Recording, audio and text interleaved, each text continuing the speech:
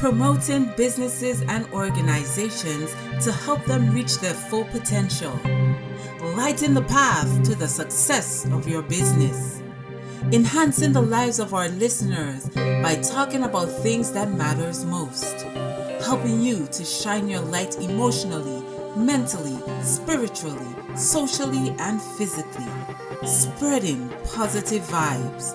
You've got it locked and you're listening to Lyte Vibrations, brought to you by Lyte Communications right here on CBN Radio 90.9 FM.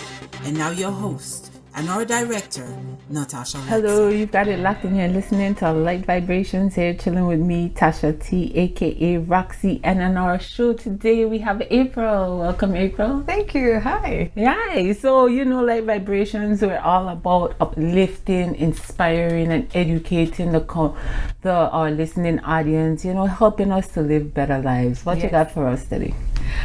Well, I think we should talk about healing from trauma. Okay. I think that is something that we don't really discuss, especially amongst Black people and more so as Black women. And when I'm saying Black women, it's not because I'm alienating non-Blacks. It's just that I can only speak from my experience as a Black woman. Mm-hmm. And the first thing I like to say is in terms of mental health is that I find that us as Black women are not really taught to really nurture that aspect of ourselves. We speak about physical health a lot, but we don't speak about nurturing or protecting our mental health. We say things like, well, that's just how it is, and life is hard, or especially when it comes to relationships, you're not the only woman who that's happened to. And so we minimize a woman's experience a lot, and my and when I say my sisters, not just my blood sisters, but I see all my sisters go through these traumatic experiences, but we run away from that label of trauma because we try to be that strong woman with a cape on and superwoman and say, no, this won't get the best of me. And it's not that it is, but we should identify that that's what happened. It's a traumatic event. You're experiencing trauma, and that's the first step in healing from it. Definitely. And I love this topic because so many times people come on the program and they talk about things that go wrong. Yes. They talk about things that have impacted them over time. Right now, even globally, you see the Black Lives Matter movement that came as a result of and that's trauma. It is. That's generational trauma, and it's only now we are attaching that label to it because that is what it is. But beforehand, we would say that's just the experience of a Black person in America. That's just what being a Black person means. It's like, no, that is traumatic. That is that's not normal. We should never normalize trauma, and we shouldn't. And that's why I like this conversation. And we could break it down. We could start from the mental health aspect that you approach and that you started out with. And one of the main things when combating trauma is to identify that you've had it, to accept it. Yes, you've been through something traumatic, and with mental health, with being a woman, and having kids, and life in general. When we try to play Superwoman and Wonder Woman and She-Ra and all these women that are supposed to be strong, we get lost. So in terms of that, where should we go, April? What you talk about identifying again, but then what? Okay, so I'm not a mental health expert, or I'm not a practitioner, but I am in therapy, so I'm learning more and more about trauma and its effects. So what I've learned is that it's more of a long-term, long-standing, like it stems from an event in your life, or many events, but it's that it has a long-standing effect on you. Mm-hmm. So as opposed to, for instance, and I don't want to diminish anyone's experience because again, something that you actually might be able to get over, like, oh yeah, I go, like, and literally, like, not even think about it again, or it may not affect your thinking in the future. I may have that same experience. And in fact, we were talking earlier before, where we're going to talk about the specifics, but the experience with a certain woman that we both experienced, as you know, we're a mutual relationship with. And my experience was very different. And I would say my experience, although I'm not traumatized, it could have gotten there. It could have gotten there. And I did find myself being affected by it. So again, it depends on the person. It depends on just you on a whole, like how you may see life, and whether or not you're seeking out the help to address that issue. And you know, that's another topic, but it's still very related to what I just said, because we see trauma, we see mental health, but then we don't do anything about it. So I may come to you and I might say, yeah, I have this issue and I feel in this way and such, but then the buck stops right there because of the attachment, the stigma around even therapy. Yes. It's like, I don't need anyone to fix my life.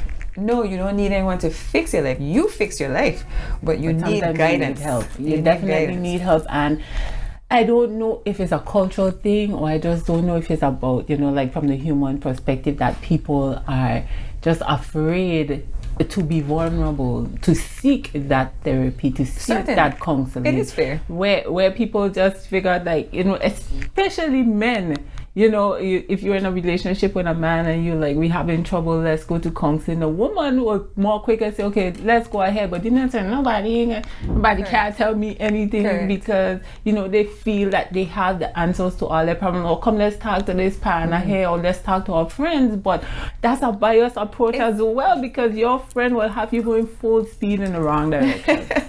Not that you know, April, you're wrong. Stop. I'm glad you said that. It's true. It's very important not to use our friends as therapists. You're very right to say that. And it's not that, because your friends are there for a reason. They are there to help you as well. They are there to vent to. You know, it's natural, and you know, you want to be around people that make you feel good. But it's not all the time that you need to feel good. Sometimes you really need harsh facts. You need harsh realities, and I think therapy helps you to see yourself in a way that perhaps your friends may not be able to show you yourself. Like let's hold up this mirror, and these are the questions that you need to ask of yourself in whatever situations you've had in life, and to address the root of these issues. Because sometimes things would have happened, like things happened to me in terms of sexual trauma that I didn't even know how much it affected me until now. Like, that's the reason why I'm this way in relationships. This is the reason why I may appear cold, hot and then cold, hot and then cold, like that pattern. Or that may be even some of the reason why I may want to kind of fall back in the shadows sometimes, because I don't want that kind of attention, because that kind of attention was linked to me being abused, because I'm looking attention and I'm smiling too hard with this man, and you know, so it's identifying where different feelings come from and being able to stop them in their tracks, because those feelings are linked to thoughts, and only you could change your thoughts. Definitely. Only you could stop it and be like, wait, I don't have time for this. That negative self-talk, I do not have time. Why am I going there? This does not serve me. So, and I know for me, when those negative self-thoughts come, I check them. I say, that's not my thought. Beautiful. That is not my thought. And I make an effort to have an opposite thought in the next direction. Beautiful. To kind of nullify that. But in terms of I like the fact that you opened up by saying that, you know, you are in therapy. And I know I myself have suffered trauma in my life, and I'm pretty sure we all have. But, you know, during that very dark time for me, I had not only a therapist, I had a counselor and online help, because it was like so much to process. And with us women having to be She-Ra and Wonder Woman and Superwoman and Supermother and Super Walker and Super this and Super that, you know, you lose yourself. Right. But I want to pause you right there. You hear what you just said? us women having to be. We don't have to be nothing but ourselves. You stop there. You know why we have to be all of that? Because hear me out. Okay, we have to be all of that because 9 times out of 10 the men don't step up to the plate. 9 times out of 10 if we have children, is in our eyes they are looking. 9 times out of 10 if them children hungry, mama. If them children sick, mama. If them children have things to do, mama. So even if daddy is in the house, which 9 times out of 10 he is not. Yes. That's why we have to be super. We have to be super women. Yes. We cannot fall because if we fall, then our children fall. If we fall, then everything comes. 9 times out of 10, we're the brains of the operation. 9 times out of 10, we're the force behind the operation. 9 times out of 10, we controlling everything. So we have to maintain that, lest our whole world crumbles.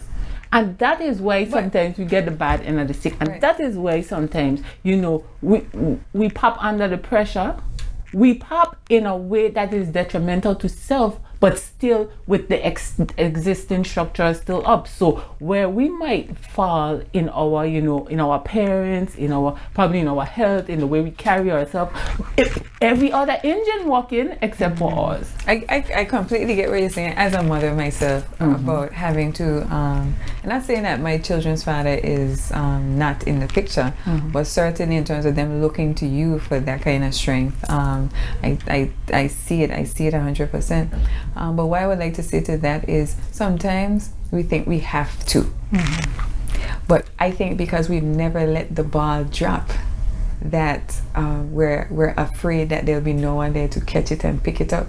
And I think that's where the no. I don't want to afraid, but no, seriously. When the ball drop, the ball will roll away and never find it again. But you don't know, Natasha, because you've never let it drop.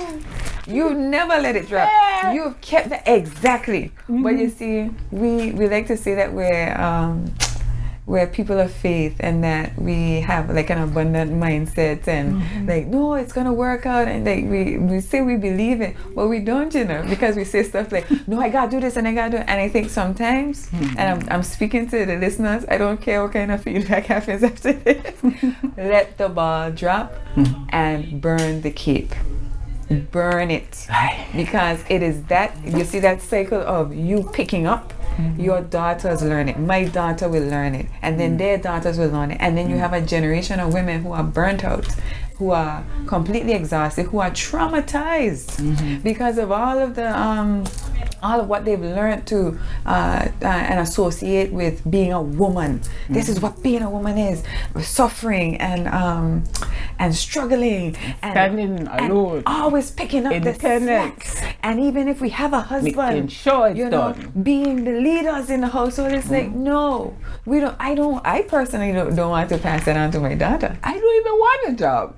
I don't even want the job. Sometimes I roll in my bed and I'm like, I just don't want to do anything. I just want to sit there. I just like, wow, when the rich man never passing up, why ain't get one? So I could just be home. But it's more than money, you know. It's like after all the years of being that, you know, to everybody, it's like I just want to break. So here's what I would challenge you with, right? I know we're talking about healing from trauma, but all of this is trauma. This is the effects of trauma. Right. Even this, what I'm about to say, can be applied to it too. Give yourself permission. Give yourself permission. So when you're healing, you have to give yourself permission to heal. And although it might sound like simple, like, oh no, we really haven't, because that blockage, that mental blockage, like the 2 words, I can't, but this is what happened to me and this is what I can't. Nope. You can. Give yourself permission. You might think that everybody is relying on you and the world will crumble. You even said it, it's gonna crumble. No, Natasha, it doesn't crumble. Life goes on. If it's one thing this earth, the great God of the universe show us is that it's wrong. You know, it's full circle. Things happen for a reason, and that it won't stop with us.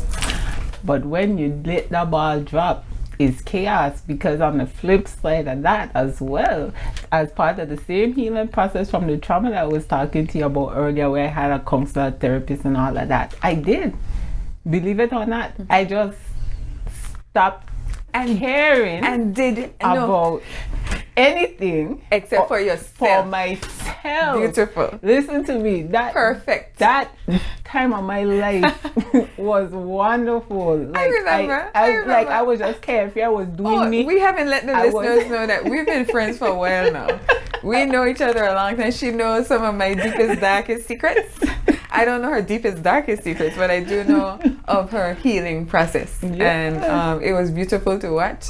I love how much you poured into yourself. I witness it daily, and I do know of some of the trauma that you experienced. Mm-hmm. And it was so wonderful to see that healing take place right in front of our eyes. Like, you were like a new person. You are like a new person now. Thank you for even in terms of your happiness. Like, you went from being like, and like the fight. Like, I felt like you were fighting, but and at first I honestly thought that you were fighting me and fighting others, but it wasn't that. You were fighting yourself because of what was going on in your life.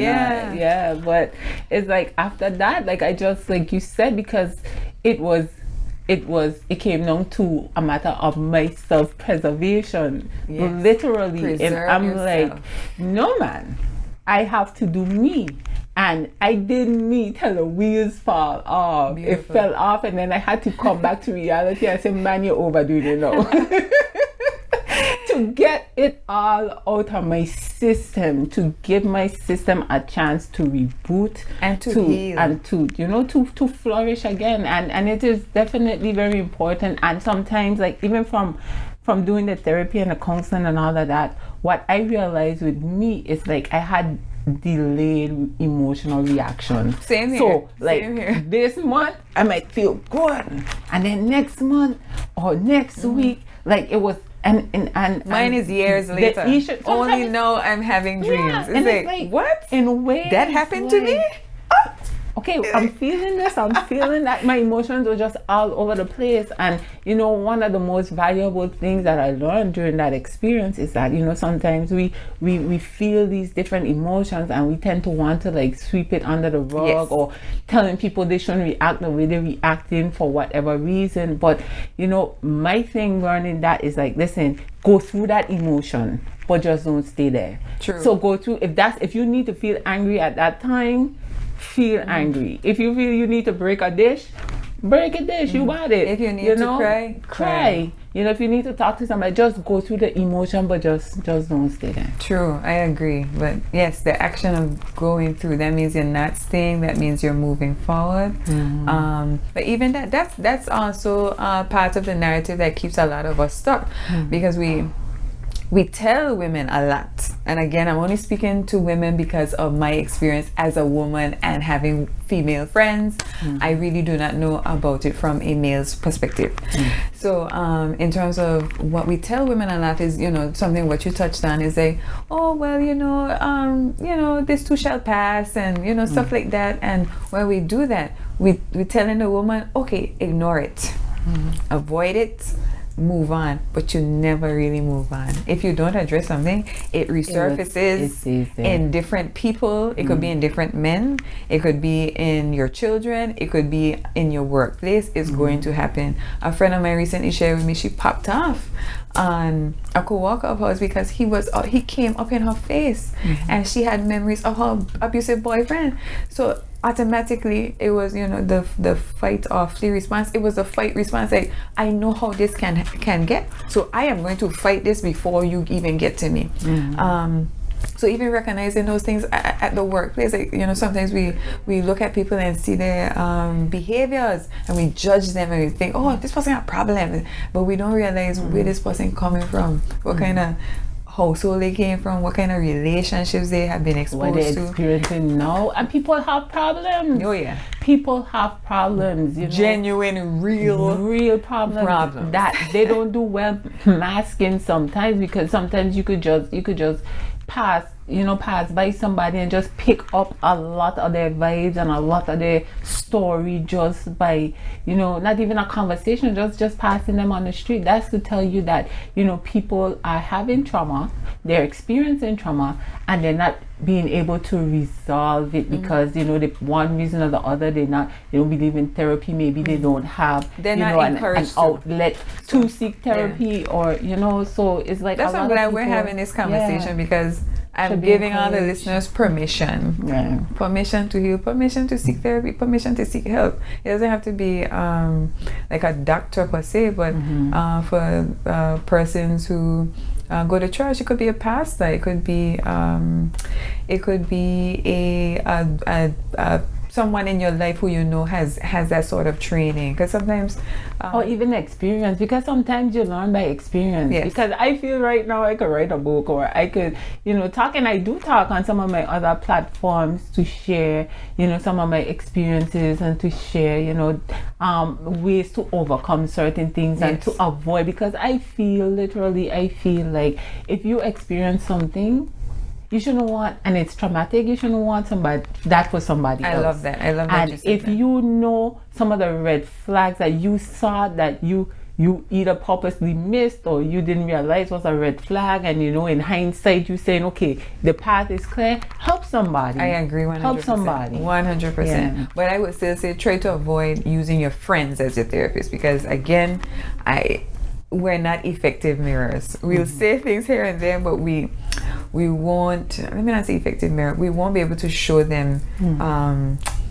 the way to get out. Sometimes a friend is there to vent to, but then you stay in that place. You need somebody who's going to help you say, well, as you said, someone who's even experienced it, like, well, I was in that kind of situation and this is how I got out. Step 1, step 2, step 3, step 4, you need that. Otherwise you end up just dwelling in it and living in your trauma, and you don't want that. And then we even start to talk about how, that trauma, if unchecked, if not addressed, could, seep in and deteriorate other facets of your life. You wouldn't be as productive as you should be, because, part of you're not living in the moment. You're always in the past, thinking about the past and living in retrospect. And not even in retrospect, but you're still back there. Yeah. And if you're back there, or if people holding you hostage, and one of the things that I've said before in terms of like relationship trauma, like if you're in a relationship and something went wrong where trust was broken or whatever, I've found that people like, okay, build back trust, come build back trust, or build back this. I don't think you can do that, because that person, somebody's always reminding you of what you've done in the past. And if people are constantly taking you back to what happened 5, 10, 15, 20 years ago, what happens to now? What happens to this moment? And what happens to the future? You're forever in the past that you can't change. I'm not an expert on that particular area at all, because trust is definitely something so fragile. It's a foundation, but it's so fragile, and it's very hard to get back. I would say though that it is not the duty of the person whose trust was broken to build back that trust. It's all on the other person. They have to. Jay-Z said it best, and he confessed it to the world. He's like, he did his dirt, but he also said the greatest apology is changed behavior. So someone cannot come to you and keep saying I'm sorry, and then doing the same things over and over, but just remix is what I like to say. So they may not do that exact thing again, but they're going to do something that reminds you of that thing. Don't let them play that broken record. If they are genuine, if they are really interested in helping you heal, they're going to do what they have to do, regardless of what it is, and that's for men and women. If a woman breaks your trust, she have to show you something different. If a man breaks your trust as a woman, he have to show you something different. If not, then you're really manufacturing your own stress and drama right there.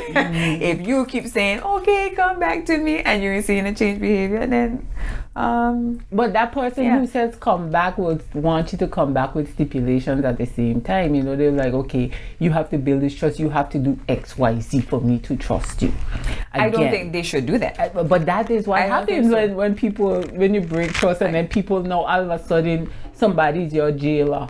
Because now you have to build back trust. I heard you speak about this before, and I agree with what you said. I still agree to it, because again, it's not your duty as a person who's felt slighted to make that person do anything or write out a list of rules, and now here's how it's going to go down. I am in control. No, not at all. You're my slave. It's for you to make your observations and give that person time and give yourself time to heal.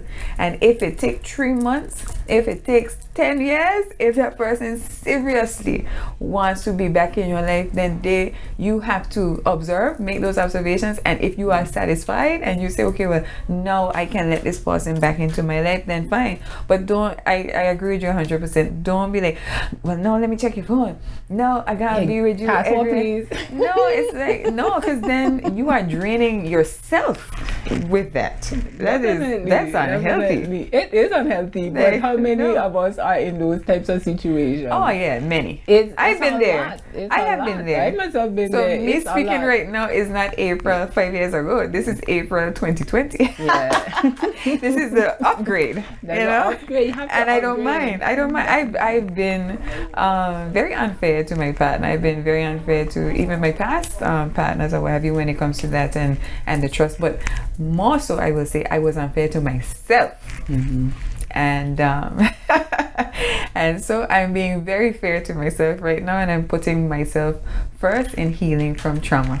Congratulations, Thank my you darling. so much. Yes, and this little half hour went by so fast. You hear half hour and you think, oh, that's a long time. But when the conversation is popping, it just goes by so fast. And I want to take out this last couple of minutes, something that you said earlier that really resonated with me when you said, we women have to look out for other women. We women have to empower. We women have to encourage. We women have to inspire. It is we have to fix each other's crowns. Send us off on this. Every day. Wow.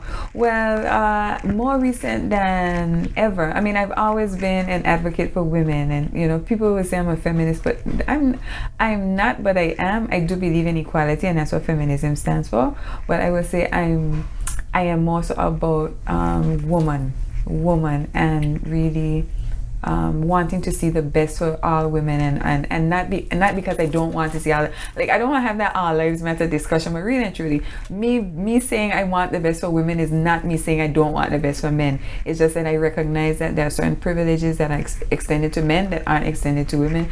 The world has proven to be very unforgiving to women. Let's be real about that. And so I see myself as being a voice to that and saying, okay, well, we recognize this, and I can be your safe space as a sister to you.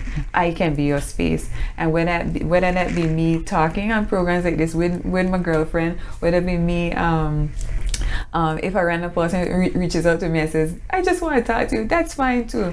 And even if it's women on the street, like earlier today I saw a woman, and I don't want to put it out there because I don't want people to think that I'm judging her, however. But when I saw her, I was like, this is not you. When she listens to the program, she's gonna know. I was like, this isn't you. I don't feel that for you. There's way more in you. There's way more.